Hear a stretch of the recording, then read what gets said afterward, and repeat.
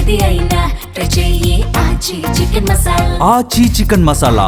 CM Revanth మాట ఇచ్చినట్లే అమీర్పేట జంక్షన్లో ఎన్టీఆర్ విగ్రహాన్ని ఏర్పాటు చేస్తున్నారు. ఎల్లుండి విగ్రహావిష్కరణ చేయబోతున్నారు. ఇందుకు సంబంధించిన ఏర్పాట్లను మంత్రి తుమ్మల నాగేశ్వరరావు, జూబ్లీహిల్స్ ఎమ్మెల్యే నవీన్ యాదవ్ కలిసి పరిశీలించారు.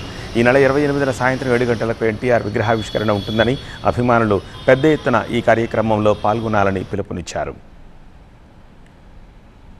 అమీర్పేట వాస్తవ్యులు, అదేవిధంగా ముఖ్యంగా జూబ్లీహిల్స్ నియోజకవర్గ ప్రజల యొక్క ఆకాంక్ష మేరకు పూజ్యులు, గౌరవనీయులు మాజీ ముఖ్యమంత్రి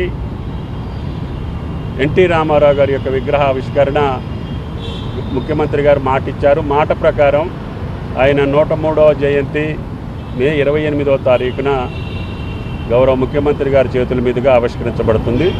కాబట్టి ఎన్టీఆర్ అభిమానులు అందరూ కూడా కార్యక్రమంలో పాల్గొని విజయవంతం చేయాలని, అటువంటి నీతి, నిబద్ధత, నిజాయితీ కలిగినటువంటి నాయకుల్ని మనం స్మరించుకుంటే భవిష్యత్ రాజకీయాలతో పాటు భవిష్యత్ తరాలు కూడా ఆదర్శవంతంగా ఉండటానికి అవకాశం ఉంటుంది. పెద్ద ఆయన ఎన్టీ రామారావు గారి 103వ జయంతి సందర్భంగా ఈరోజు స్టాచ్యూ నిర్మించుకోవడం జరుగుతోంది.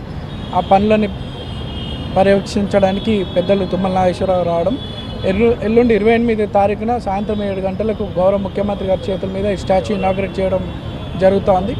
స్టాచ్యూ నిర్మించడమే కాదు, ఇక్కడ సంక్షేమ పథకాలతో పాటు అభివృద్ధి కార్యక్రమాలకు కూడా మాట ఇవ్వడం జరిగింది.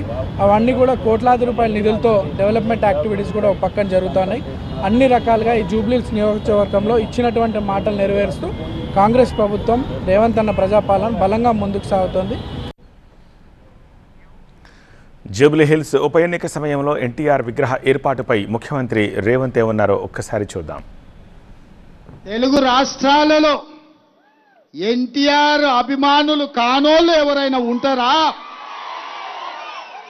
ఎన్టీఆర్ విగ్రహం అమీర్పేట మైత్రివనంలో పెడుతుంటే వద్దనే దుర్మార్గుడు ఎవడన్నా ఉంటాడా? అమీర్పేట చౌరస్తలో పెద్ద ఆయన ఎన్టీఆర్ విగ్రహం పెట్టుకుందాం.